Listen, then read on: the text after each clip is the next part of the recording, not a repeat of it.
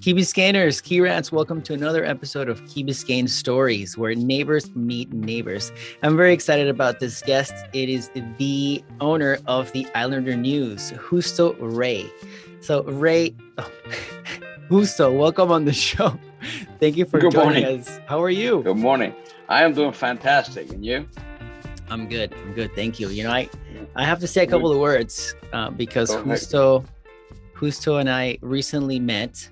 You know, I know he's been around the Key, of course, for a long time, but he and I recently met, and I'm seeing him because of what I do as an actual job. And of course, the Islander News, we get to meet and I get to see him engage with residents. He's there, all the public events. He's covering them very well, and he's got a good team. And not only is Justo present, but he's a great guy to be around. So I just wanted to say that. Thank you. So thank you for what you do for the community. It's our pleasure. And thank you for what you do, introducing, things that a lot of us did not know about. Learned quite a few from watching your episodes. Thank you. So Justo, tell us the story behind the Islander News. Well, the Islander News has been around the Key for a long time. It was started back in the 1960s. And then it really took hold and started to grow under the leadership of the Owens family. And when Mr. Owen passed away, and Owens, his wife, continued, and their son, Jimmy Owens, also worked in the business. And they did that until, the mid 2000, and I think it was 2014, when they wanted to retire, and they sold to a company called American Hometown Publishing, which took over the Islander News and installed a publisher, and then eventually a second publisher, Donna Dickey, who did an incredible job. And then Donna decided to retire. And at the times I was wrapping up an entrepreneurial venture that I was getting ready to get out. And a friend of mine was actually running American Hometown Publishing. And she made that call, that call that says, do you know somebody, with the objective being, are you interested? And I decided to join them and did that. I was very happy. And then about 3 years ago, the company decided to liquidate their media holdings, American Hometown Publishing.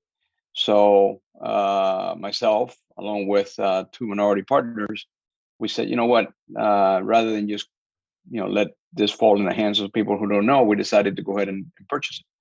And we did right about 4 months before the pandemic. So, Wow. And so that presented an initial challenge, which, we all know what has happened. A lot of businesses have been impacted by the pandemic. Ours was as well, but, we managed to survive and even in some areas thrive. So we're pretty proud of what the team has accomplished coming out of the pandemic. So you were the third publisher for American Hometown, and then eventually when they closed, I was a third. And then when they closed, there was an opportunity for you guys to purchase. Correct. Okay, great. And then buying it 4 months before the pandemic, that must have been, 4 months. That's how was that? How was that? You bought it, and then all of a sudden, bam. It was, you when you buy a business, obviously you have to do, pro forma businesses, and you have to do a business plan and all that. Well, when everything started shutting down in early March of 2020, that business plan and all those things just got put in a drawer. And, the goal early on became, okay, we'll put the key in the door, light goes on. I want to make sure that we stay in business every day. A lot of newspapers ceased publishing for a while. A lot of newspapers paused their publication operation. We decided not to do that. So we did everything we could to continue publishing. And thank God that we got a lot of support from the community. And we were able to, we never missed a week. And, I have to commend you for having the vision to invest, of course, in the Islander News. It's a staple in the community for so long. It's been around for so long, since I even remember,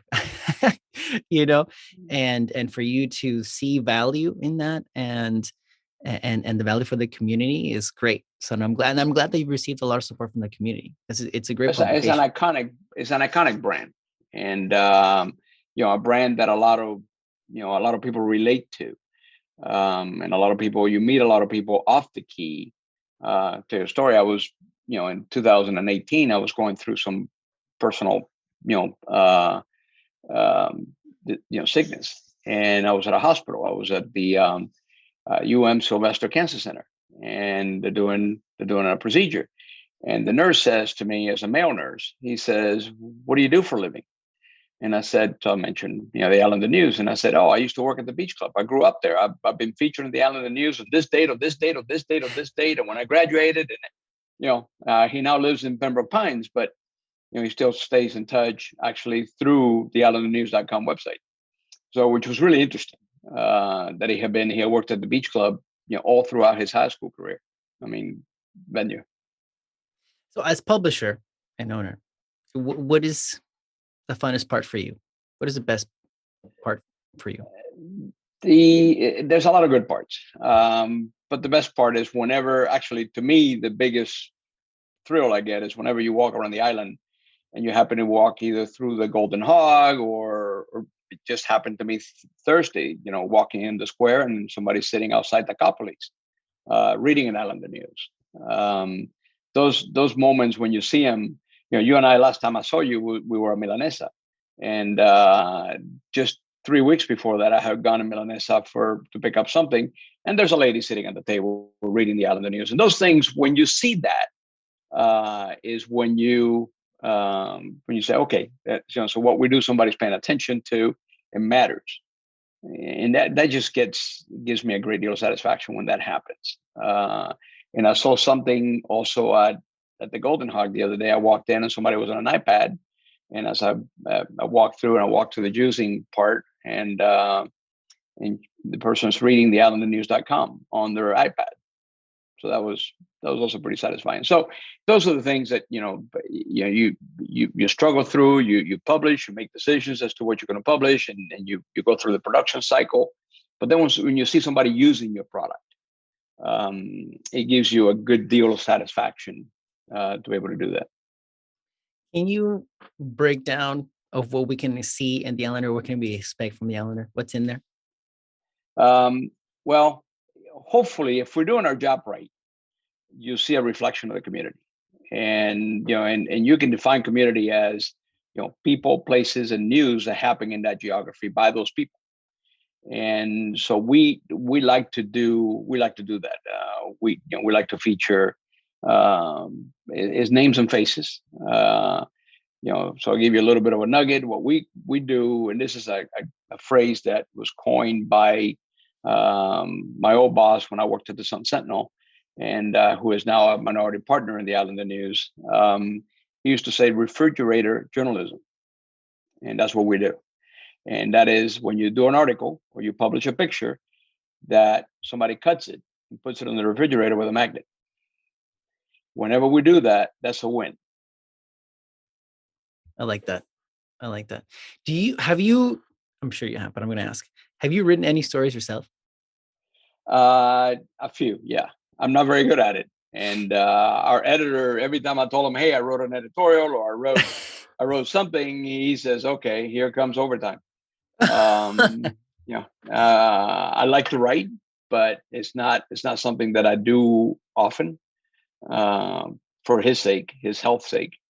But it's a pleasure to be able to do that. But I'd rather just let somebody who's really good, and because I tell them all the time, I said I don't like them. I mean, it takes me about 35 minutes to do something that it might take them 5 to 10 minutes. And doing interviews when we were during the height of COVID, there was a lot of every day there was a news by either the mayor or somebody and Zoom, and you're trying to cover and just trying to keep track and taking notes. So it's just a task. And I see them and they are so efficient at it. And to me it was a chore. So I admire what our reporters do in trying to capture interviews.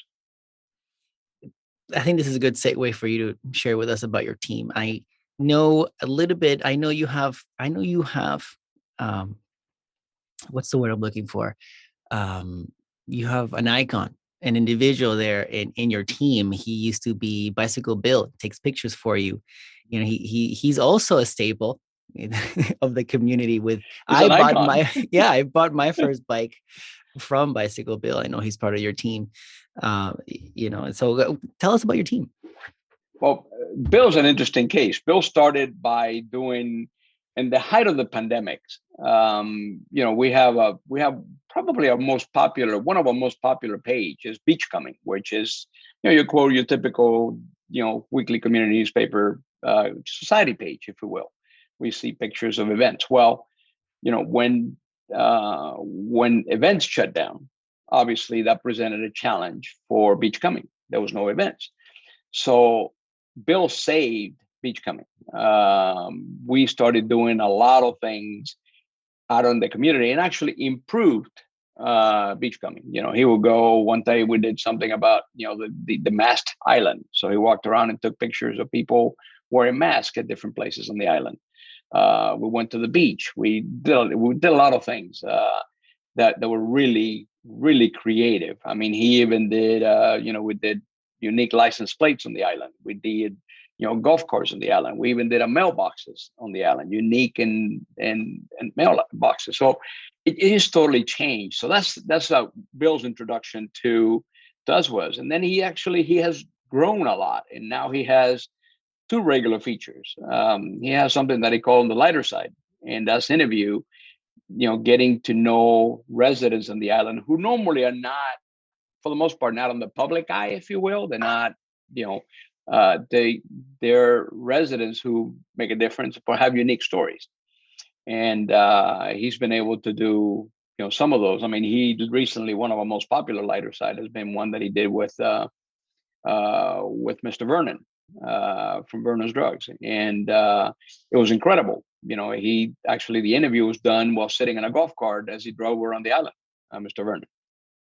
And so he's done a lot of unique interviews. And then Bill also does Islander Throwback, which is, something that we do every week where we pick a certain year in the month and we go back and we see what was happening on the island way back then. Like this year, we visited March of 1995. And there was a push at the council to rename Fernwood Road. So it's interesting. Our old editor, Kelly, when I got on, she said, "Justo, you'll learn that the island loves to relive his own controversies." And as you read back in some of these Islander news, Islander Throwback, you see a lot of the things that, the island dealt with 10, 15 years ago, they're still dealing with today or in some shape or fashion. So those are the 2 things, Bill. We also have our sales managers, Mariela Oliva, who's been with the Islander now for about 5 years. And she does an incredible job. She recently had a baby. So she was on maternity leave most of the latter part of last year. She went on maternity leave in the beginning of August and came back right after Thanksgiving. And she does an incredible job trying to balance working for the Islander News and so forth. We have Karina Vesprosban, which she lives on the Key and she takes care of our office. She takes care of our classified and our subscriptions. She's sort of like our office manager, if you will, and she does an incredible job. And we also have a team of freelance reporters that we use. The main one we use is Hiller Grossman, and Hiller is an extremely talented journalist. He worked for Florida Today for many years, and actually spent a lot of time on the Key. He was a sports editor, first sports reporter and a sports editor, and his job every year was to cover the old Lipton Open or whatever it was called, Sony Ericsson or whatever. So he would spend 2 weeks in Key Biscayne every year. So he's very good at what he does. We have Tom Clifford, who does our editing and our assignments. He makes a lot of the decisions as to what to run, what not to run, and ideas and stories. And then we also have an incredible, and this is something I'm very proud of, an incredible team of interns. We have 9 at this time that come in off and on, and they do that. Nice. And Alejandro, our approach to interns is somewhat unique. Our motto for interns is we want to give them what we call meaningful work. So there's no things like making copies or organizing photos or getting copies. They actually write. For example, we have a team of 4 or 5 that are doing a series, an ongoing series called Burgers and Bits.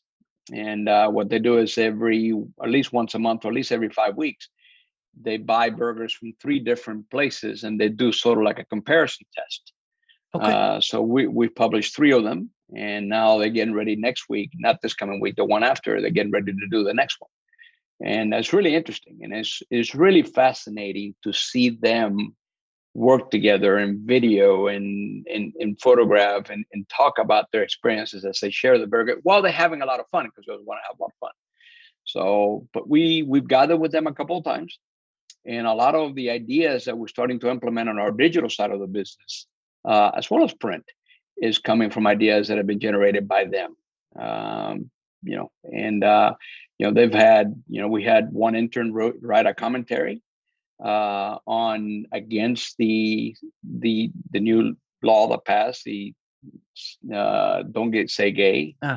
No, she wrote a very, very well worded opinion page. She came to us and says, I don't know, I have an idea, but I don't know if you'll publish it. I said, why? She said, well, I want to do a commentary against this. I said, of course we'll publish it. And she did an incredible job. I'm very proud of her. Ali Fidel.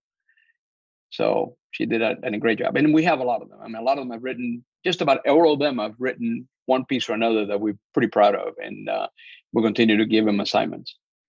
And I like that, because that's a true approach to internships. Internship it's supposed to be like that, not just making coffee or copies. It's for you to gain experience, in a way, in a place. So you actually have them write and you publish those. You're making that internship real by publishing their work, right? And walking them through that journey. So awesome. Now we have, and this is a point of pride for them, we have 2 of them, Isabella Pap and Sienna, who are both have gotten an internship with the New York Times this summer. Congratulations. And that's a pretty hard get. So it's we're pretty proud of them. Isabella is she's a 9th grader. So for her, she started early. Sienna is an 11th grader going into her senior year, and so they're both one is a mast and the other one is at Palmer Trinity, and we could not be prouder of them. We're proud of all of them. All of them are, as a matter of fact, a lot of them are seniors, so they're going through the college, and so now we're beginning. We struggle through. We seldom live through the application process, which is pretty stressful, and getting into college today is a lot more competitive than it used to be. And so now we're beginning to see their admissions, right? Oh, I got admitted to, we have one that's been, so let's see, the university that some of our interests have been admitted to is Brown, Vanderbilt, University of Michigan, University of Miami, Boston University. So we're, some pretty, they're not getting admitted to, they're getting admitted to pretty significant institutions. Congratulations. Pre-podcast, you mentioned that you guys are being recognized for a couple of aspects of journalism by this organization, which named escapes me. Would you mind expanding, please? Well, you have a pretty good memory, and it can't get much past you, Alejandro. So so there's an organization called Florida Press Association. Florida Press, they're based out of Orlando, and it's an organization that where a lot of the publications in the state belong to, including the dailies. Your Miami Herald, your Sun Sentinel. It was for a long time was dominated by the daily newspapers, and over the years, as weekly newspapers have become really the bread and butter of the publishing industry at the local level, because it's pretty hard for the Miami Herald or the Sun Sentinel to cover every niche communities. They cover the big news, but the day-to-day news is left up to weekly. So weekly newspaper circulation across the country has been growing over the last 5 years, unlike the daily newspaper, which continues to shrink a double-digit pace every year. So the weeklies now are a significant part of Florida Press. So they have an annual. In this case, it'll be about 2 years because it missed a year because of the COVID. They have an award competition, and they just announced a finalist. and Islander News in our own category, which is small newspapers. We were nominated for a couple of dozen. We were finalists for a couple of dozen award categories, which is pretty good for us. The Islander is a family business, and my kids call the Islander, the Islander News, a little paper that could, right? And that's how they all the time. And so we got nominated for a lot of categories, and we got finalists for a lot of categories. I keep saying nominated, finalists. And two of the finalists that we are in, they're pretty proud of. One is what they call website excellence. And, we've been putting a lot of resources into our website, and we just relaunched our website earlier late last year. And we're pretty pleased with how that's going. So we're a finalist for what they call website excellence, which we're pretty good. It's sort of like a rubber stamp on the work we've been doing. But the one we're really proud of is we're a finalist for the Community Service Award, and mainly for the coverage we did during COVID. And we published a couple of sections that we call COVID Heroes, and we feature people in the community who stepped out of their comfort zone and stepped out altogether to help those who needed during the pandemic. So, and we're being recognized for that coverage, which we're pretty proud of. That was a lot of fun to do. It's a lot of fun to recognize when people do good things in the community. And when we did those sections, COVID Heroes, it was pretty well received, and that was last year. And so, we're pretty proud of that.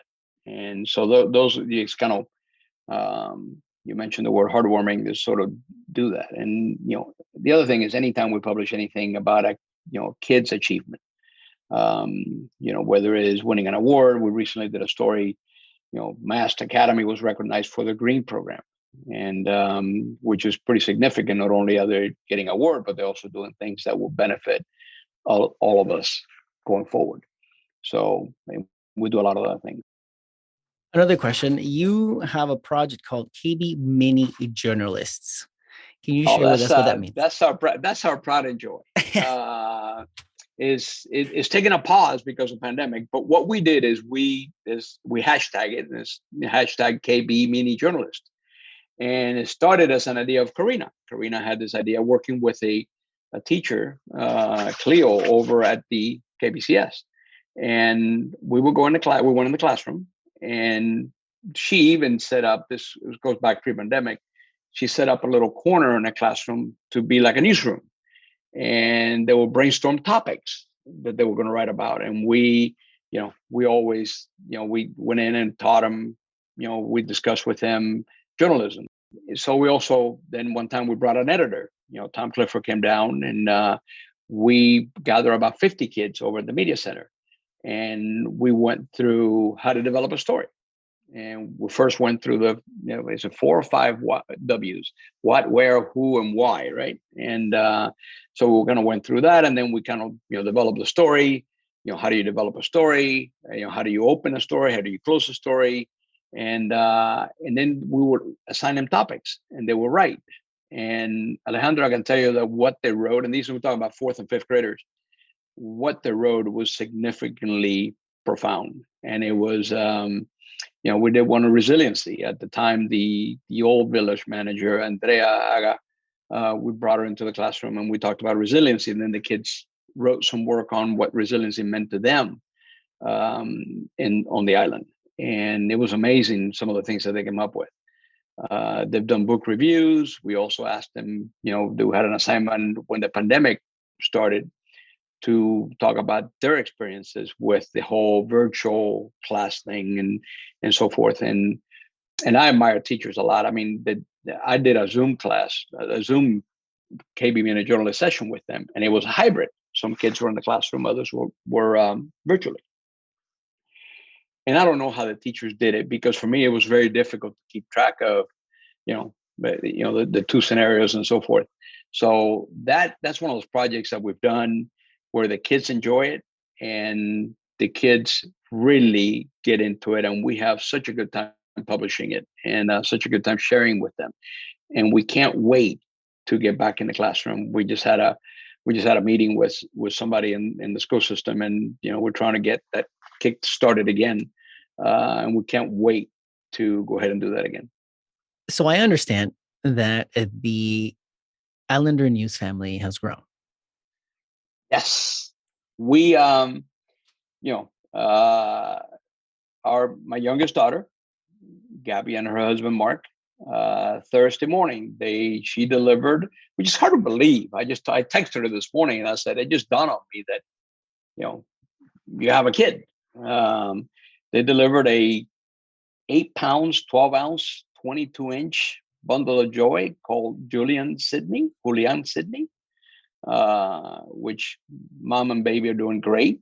But we're pretty happy about having the newest member of the Allen News and Rey family on board in Nuremberg. His name is Julian Sydney Nuremberg. Um, so we're pretty happy, really happy. Congratulations. It's great. If I knew grandkids was so much fun, I would have gone straight to grandkids and forget kids.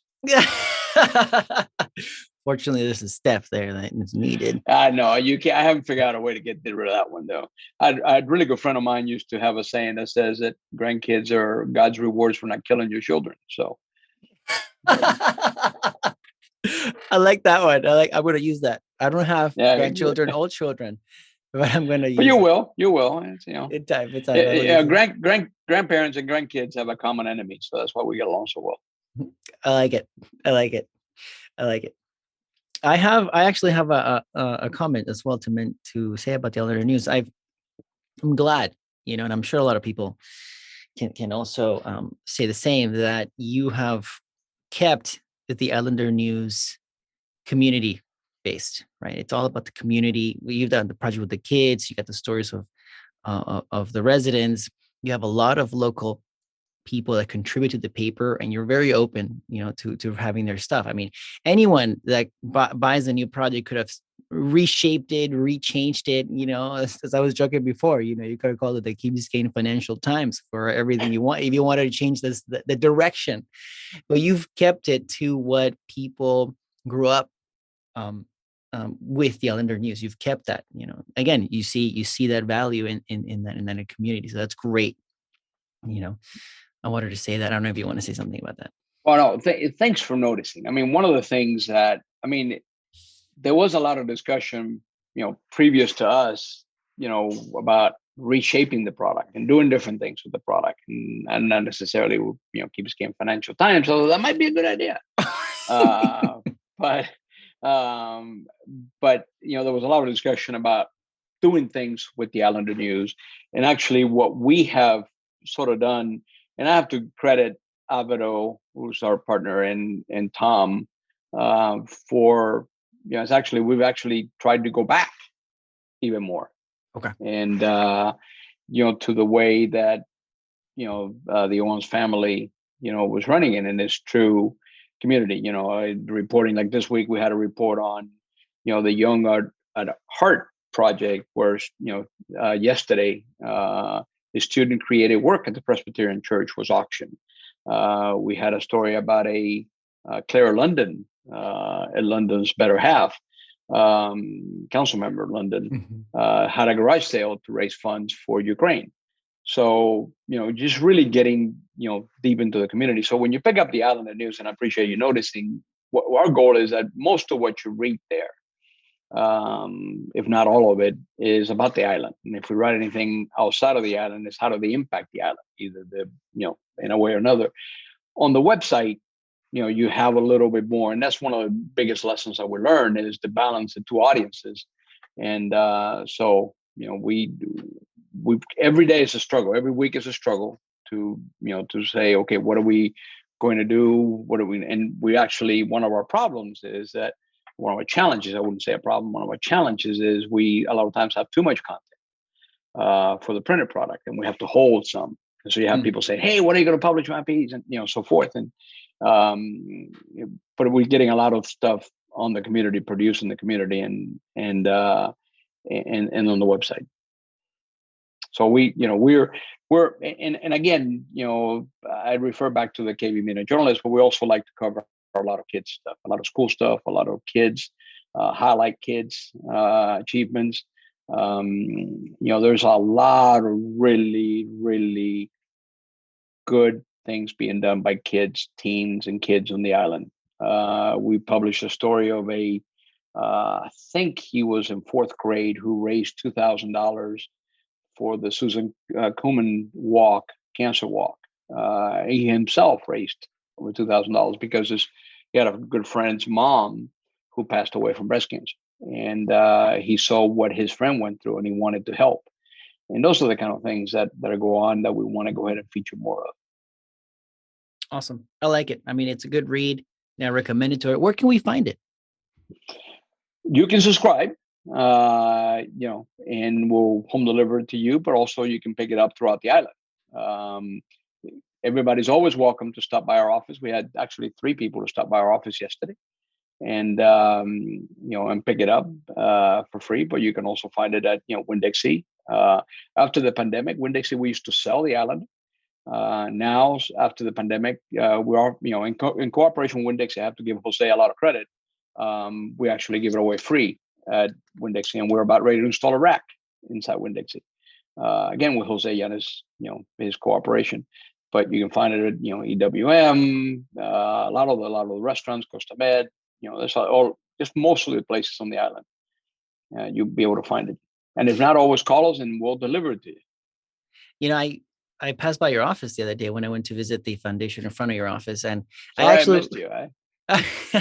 You were at an event I should have been at. So, but I have to say, I would like to recommend Key Rats to go and pass by the office and pick up a piece so that they can see the office. It's a treat. And then if you walk in, and then there's a little room to the side where you have the first issue of the Islander News there. So if you go pass by, you can say hello to the team, and you can check out the first edition of the Islander News, which is pretty cool.